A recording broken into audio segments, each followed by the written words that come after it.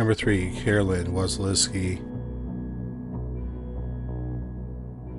On November 9th, 1953, around 7 a.m., a train engineer was on a train heading from Harrisburg, Pennsylvania to Baltimore, Maryland. He saw something on the tracks ahead of the train under a bridge in northwest Baltimore, and he was able to stop the train. It was the dead body of a young woman. Her body was face down. She was wearing bobby socks and a pink sweater. A bra and a black bandana were tied around her neck. There were curlers in her hair, and a green scarf was over her head. She had one earring on, and she was wearing a necklace that was broken. Written on her thigh was the name Paul.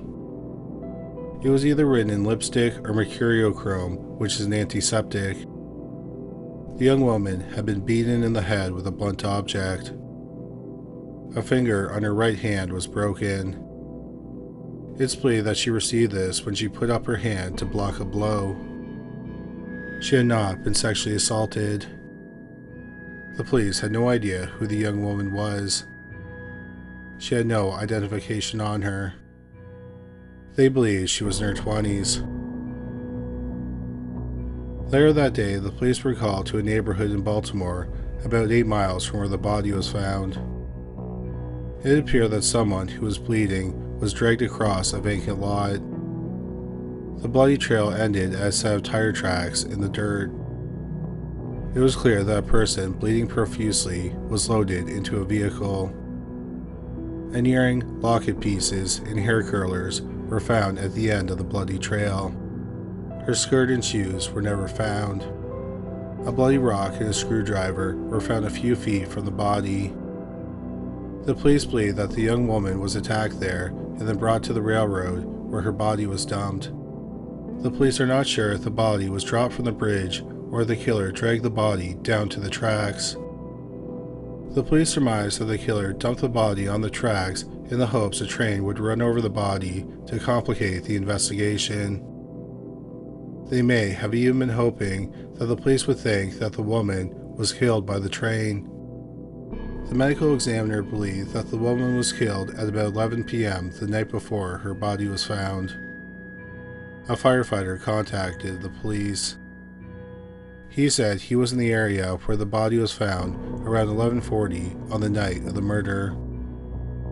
He saw a two-tone car parked on the bridge with the lights out. About 12 hours after the body was found, she was identified as 14-year-old Carolyn Wasilewski. Her family sometimes shortened their last name to Wells. Carolyn was the oldest of 7 children. They lived a few hundred yards from where the vacant lot where it's believed the attack happened. Carolyn was last seen by her family when she left their home at 6:15 p.m. the night before her body was found. When she left, she had curlers in her hair and a green scarf over her head. She was going to meet a friend, then they were going to a nearby school to register for a new social club. After the registration, there was going to be a dance. Carolyn did not meet her friend. Her friend went to the school without her. When Carolyn didn't come home, her parents looked for her. They heard the reports about the body being found, but they did not think it was Carolyn because the police said that the woman was in her 20s. Carolyn's family believed she might have run away. They had been having problems with Carolyn. She wore makeup and clothes that made her look older. She also had a lot of older boyfriends. Many were in their late teens and early 20s. Carolyn's parents sent her to a reform school for 3 weeks because they did not like what they described as her best beau. He was a 20-year-old man who was in jail. Carolyn hung out with an older, rougher crowd known as the Drapes. This group later became known as Greasers. Carolyn's family was sure that one of the Drapes had killed her. The police's first suspect was Carolyn's best beau, 20-year-old Paul Fish. His name was written on her thigh. Fish was also considered a Drape, but Fish had an airtight alibi. He was in jail for grand larceny and breaking and entering. Another suspect was 45-year-old Ralph Garrett, who lived near Carolyn's family. On the morning Carolyn was murdered, Garrett dropped his wife off at work and then vanished. He was driving a two-tone car. Since he went missing the same day of the murder and drove a two-tone car, he was considered a suspect. 2 days later, Garrett's car was found abandoned in a rural area about 10 miles from his home. Then, the next day, he was found dead. His body was found hanging from a belt attached to a train car that was stationed on a railroad siding close to where the murder happened. It was determined he had killed himself. Garrett's car was examined. No blood was found inside of it, and his tires did not match the tracks found at the vacant lot. The police never figured out why his car was parked 10 miles away from where he died. There was also no evidence that Garrett and Carolyn knew each other. Garrett's friends and family said it would have been extremely out of character for him to kill the girl. Garrett's wife told the police that had recently been the 4th anniversary of his mother's death. He was always depressed around that anniversary. The police believe that the two deaths were tragic coincidences. The police learned that a week before Carolyn was murdered, she testified against a 23-year-old man facing charges of carnal knowledge. Carnal knowledge charges are usually when an adult has sex with a minor. In this case, the victim was one of Carolyn's friends. Drape friends of Carolyn warned her not to testify. An 18-year-old man who was a Drape even beat her up to try to intimidate her.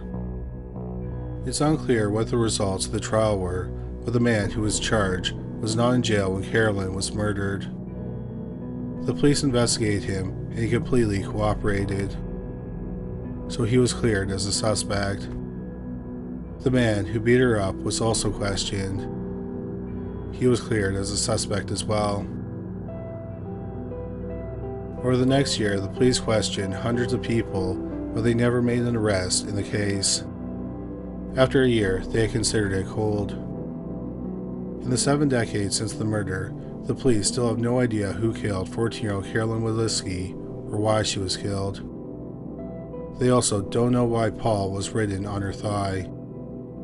Was it done to misdirect the police? Was it to frame her best beau, Paul Fish? Was it a message to someone else? Unfortunately, like the other mysteries in this case, we may never know the answer to this. Filmmaker John Waters said that the murder of Carolyn Wasilewski inspired his 1990 film, Cry Baby. In the musical rom-com, Johnny Depp plays Wade Crybaby Walker, who is a Drape. Number 2. Helen Tobolski. On March 22, 1975, 62-year-old Helen Tobolski arrived at work at 7 a.m. Tobolski worked as a cleaner at Notre Dame University in South Bend, Indiana. She started working at the university in 1962 after her husband died. On March 22, 1975, she was scheduled to work at 8 a.m., but she always showed up to work an hour early to earn overtime pay. She clocked in at 7 a.m. and went to clean the aerospace building. It was a Saturday, so it was quiet on the campus. At 9 a.m., a professor arrived at the building, and in the hallway, he found the dead body of 62-year-old Helen Tobolski. She had been shot once in the left ear. It was a strange crime scene.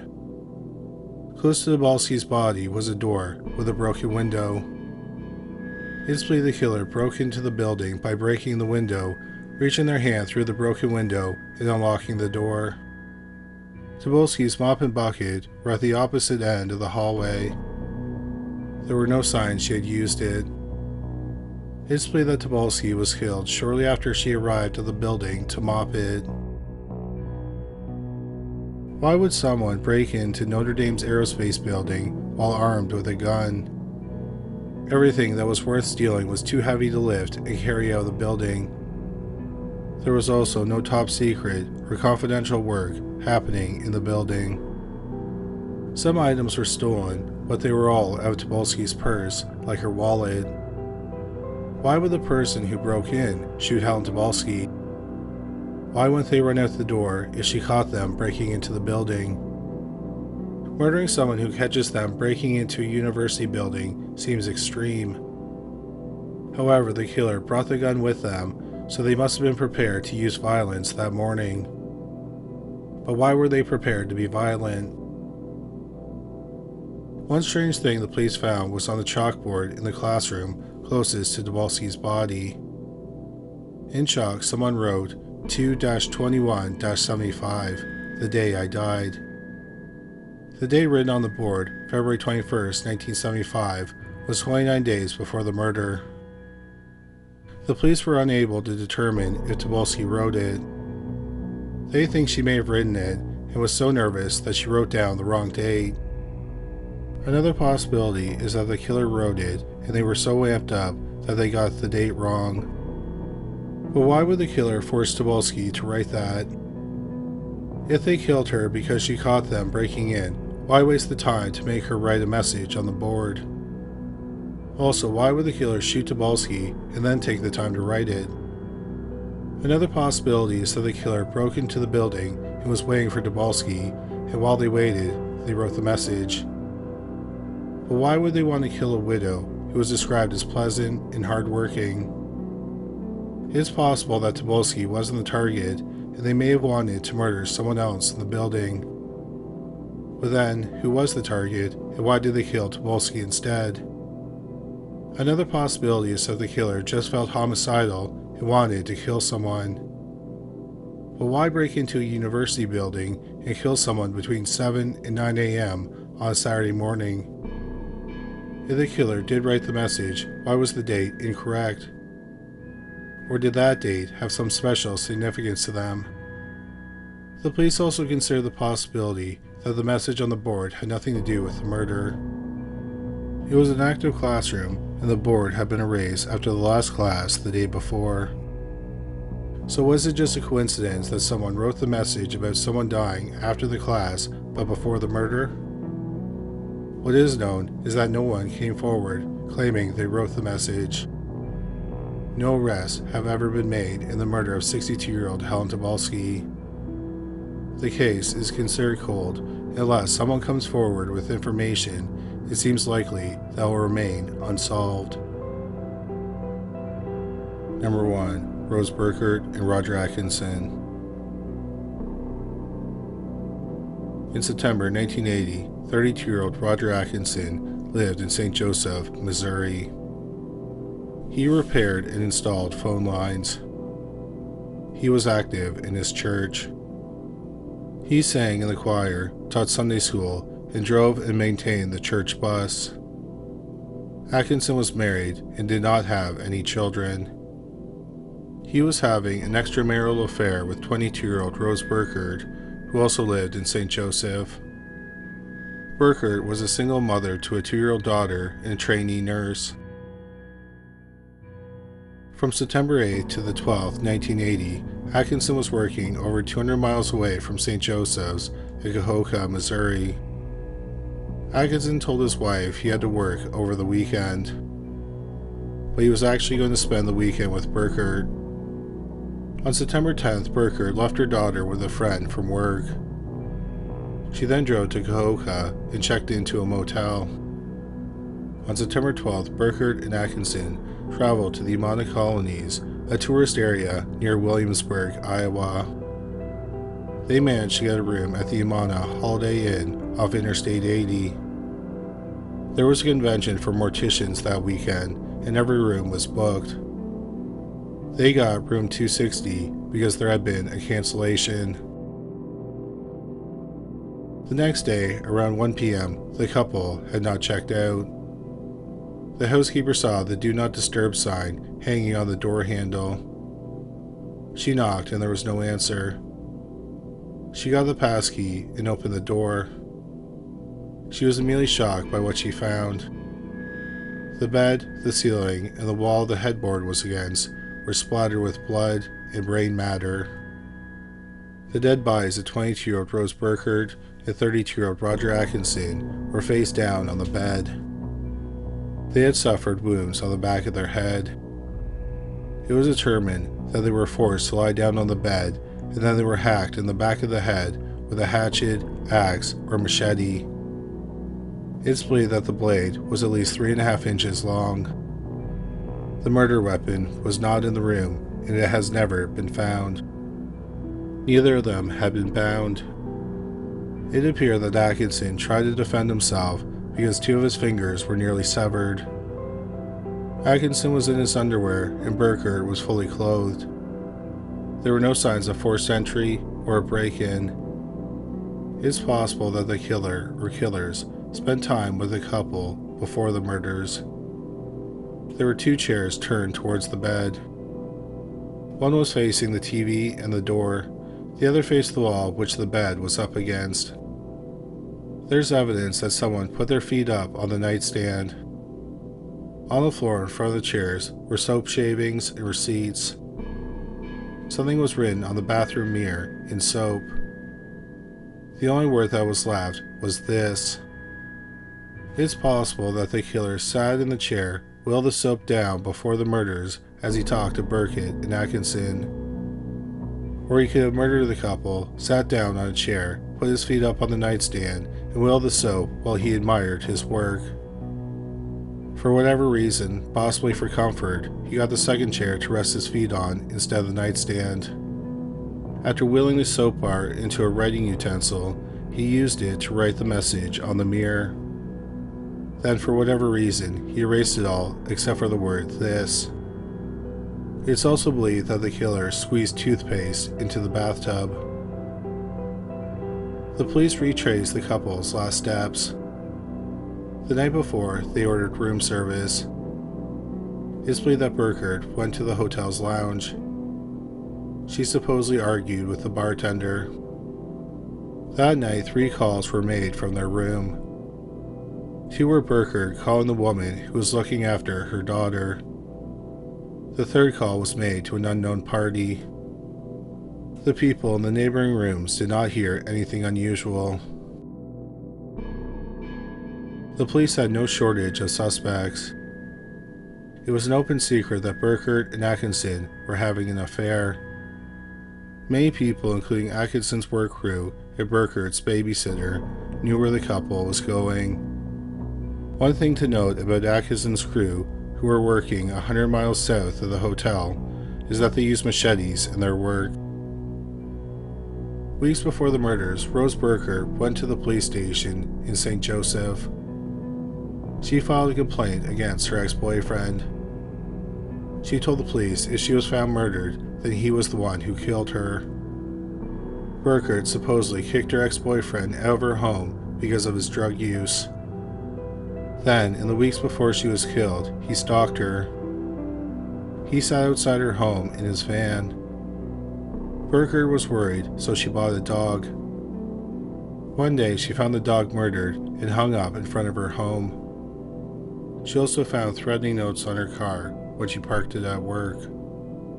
She was so disturbed, she planned to change jobs. The police investigated the ex-boyfriend. He had an alibi and passed a polygraph exam, so he was cleared as a suspect. A major problem for the police when investigating the murders was that they didn't know who the target was, if there was a target, and they weren't just randomly chosen victims. Atkinson possibly had a lot of enemies. Atkinson met Burkert when he installed a phone line at her home. Atkinson had a ploy to start affairs with women through his job. He would do the job improperly the first time, so he would have a reason to return to their home. This is what he did with Burkert. Atkinson had several affairs with women who were already in relationships, so an angry boyfriend or husband could have killed him. Another person of interest in the case was the bartender who Burkert allegedly argued with hours before she was killed. The day after the murders, he suddenly quit and left town. He did not even pick up his last paycheck. His car was later found abandoned about 20 miles away in Iowa City. When the police finally tracked him down, they could not interview him. He had enlisted in the army and he was stationed in Germany. Another suspect is serial killer Charles Ray Hatcher. Hatcher was born in July 1929 in Mound City, Missouri, which is about 30 miles north of St. Joseph. He moved to St. Joseph when he was 16. It's believed that Hatcher committed his first murder in July 1961 while he was in the Missouri State Penitentiary. He was serving a 5-year sentence for attempting to kidnap a 16-year-old boy at knife point. On July 2, 1961, Hatcher worked in the prison's kitchen. A fellow inmate, 26-year-old Jerry Tharrington, was found raped and murdered on the kitchen's loading dock. At the time of the murder, the only inmate in the kitchen who was unaccounted for was Hatcher. There was not enough evidence to charge him with murder, but he spent time in solitary confinement for the murder. On August 27, 1969, Hatcher was in Antioch, California. He kidnapped and strangled to death 12-year-old William Freeman. 2 days later, Hatcher was in San Francisco, California. He lured a 6-year-old boy to what he thought was an isolated area. A man walking his dog came across Hatcher, beating and sexually assaulting the boy. The police were called, and Hatcher was arrested. He faked he was mentally ill, and he was committed to the California State Hospital for the next 3 years. He was tried for the kidnap and sexual assault in December 1972. He was convicted and sentenced to 1 year to life. He was paroled in May 1977. A year later, on May 26, 1978, Hatcher kidnapped 4-year-old Eric Christian from a playground in St. Joseph. Hatcher sexually assaulted and asphyxiated the boy. He then dumped his body in the Missouri River. The police quickly developed a suspect, and it wasn't Hatcher. It was Melvin Reynolds, a 25-year-old man with intellectual disabilities. He was arrested for the murder after the police coerced him into confessing. Reynolds was convicted of the murder, and he was sentenced to life in prison. In early September 1980, Charles Hatcher was in the Norfolk Regional Center in Norfolk, Nebraska for an assault charge. 6 days before Rose Burkert and Roger Atkinson were killed, he escaped from the center. The center is 322 miles west of the hotel where the couple was murdered. About a month after the murders, Hatcher was arrested in Lincoln, Nebraska for attempting to assault and rape a 17-year-old boy. He spent only 21 days in a psychiatric hospital. On June 20th, 1981, Hatcher was drinking with 34-year-old James Churchill on the banks of the Mississippi River near Rock Island, Illinois. Simply because he wanted to, Hatcher killed the 34-year-old man by stabbing him 10 to 12 times. He then buried the body. On July 29, 1982, 11-year-old Michelle Steele went missing from St. Joseph after leaving a dentist appointment alone. Her body was found about a mile downstream from where Eric Christian's body was found 2.5 years earlier. Michelle had been beaten, raped, and strangled to death. Hatcher, who was using the name Richard Clark, was seen in the area where the body was found. The day the body was found, Hatcher checked himself into a psychiatric hospital in St. Joseph. 4 days later, when the police realized he was in the hospital, he was arrested. The police built a strong case against him. For example, his teeth matched a bite mark on the body. Also, his shoe prints matched prints found at the dump site. In May 1983, while awaiting the trial for the murder of Michelle Steele, Hatcher asked to talk to an FBI agent. Hatcher gave the FBI agent a map to the body of 34-year-old James Churchill, whom he had killed near Rock Island, Illinois, about 2 years earlier. Hatcher told the FBI he had killed 15 other people. They were all males, and 3 were children. The police followed the map and recovered Churchill's remains. In August 1983, Hatcher confessed to the murders of Churchill, 12-year-old William Freeman, and 4-year-old Eric Christian. By then, Melvin Reynolds had spent 4 years in prison for Eric's murder. In October 1983, Hatcher pleaded guilty to murdering Eric. He was sentenced to life in prison. The next day, Melvin Reynolds was released from prison. Hatcher never confessed to the murder of Michelle Steele. He went to trial for her murder in September 1984. The trial lasted 5 days, and the jury deliberated for 6 hours. Hatcher was found guilty. Hatcher requested the death penalty. Instead, on December 3, 1983, he was sentenced to life in prison with the possibility of parole after 50 years. 4 days later, 55-year-old Charles Ray Hatcher was found dead in his cell. He had hanged himself. Although Hatcher had confessed to 16 murders, he was only connected to 5: Jerry Tharrington, William Freeman, Eric Christian, James Churchill, and Michelle Steele. When Rose Burkert and Roger Atkinson were hacked to death, Hatcher was free. As mentioned previously, he escaped from a hospital 322 miles from the crime scene 6 days earlier. It's believed that Burkert and Atkinson knew their killer because there was no forced entry or break-in. It's also possible that the killer sat in a chair and talked to them before murdering them. It turned out that Atkinson had a connection to the serial killer. Charles Hatcher was the uncle of Atkinson's wife.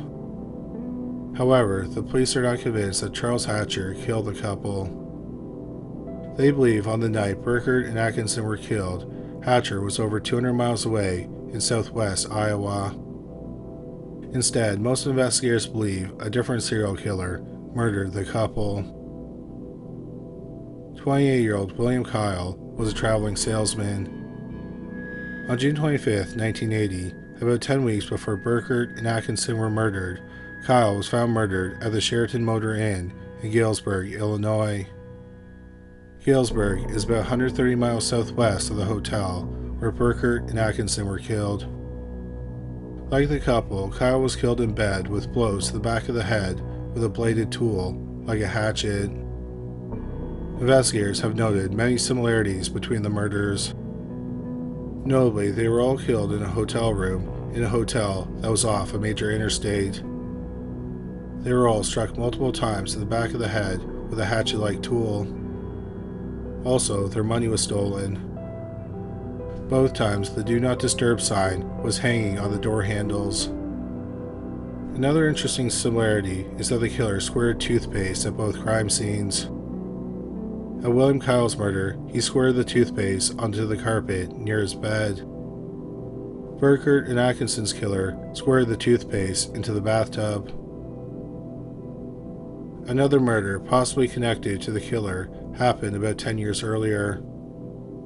On October 27, 1970, the dead body of 23-year-old Jack Wayne McDonald was found in his hotel room in Meridian, Mississippi. He worked for a company in Birmingham, Alabama, and was in Meridian for a business trip. His nude dead body was found on his knees in front of the hotel room's bed. He had been hacked in the back of the head with a hatchet or an axe. In the toilet, someone had squirted toothpaste.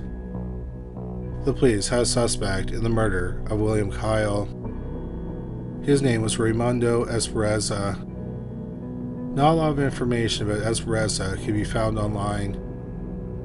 What is known is that he was a transient from Los Angeles, California. He had a history of violence and spent a lot of time in jail. When William Kyle, Roger Atkinson, and Rose Burkert were killed, he lived in Davenport, Iowa. That's about 45 miles from where Kyle was murdered and 75 miles from where Atkinson and Burkert were killed. On the day William Kyle was murdered, Esperanza was seen at the same hotel. He was carrying a bag of tools.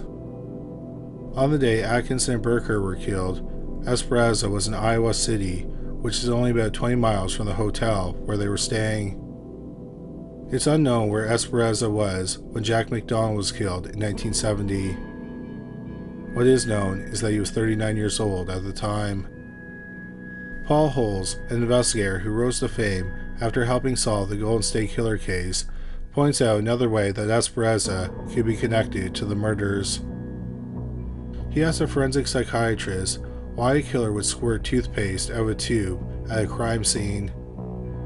The forensic psychiatrist said that the killer may have had erectile dysfunction, so they get sexual gratification from using the toothpaste as an ejaculation simulation. This is worth noting because Esperanza was addicted to alcohol and heroin. Both alcohol and heroin can cause erectile dysfunction. Esperanza was questioned at length by the police, but he never confessed.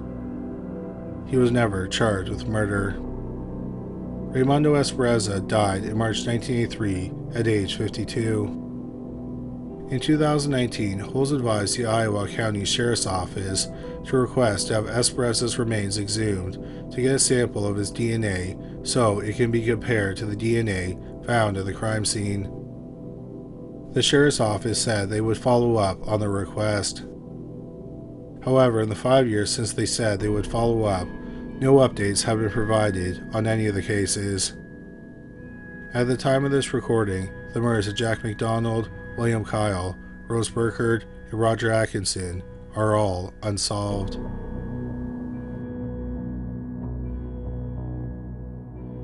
Thank you so much for watching today's video. We just want to remind you we started a channel membership where half the funds will go to solve a cold case. For more information, click on the video that's on the screen now. Well, that's all for today. Thanks again for watching.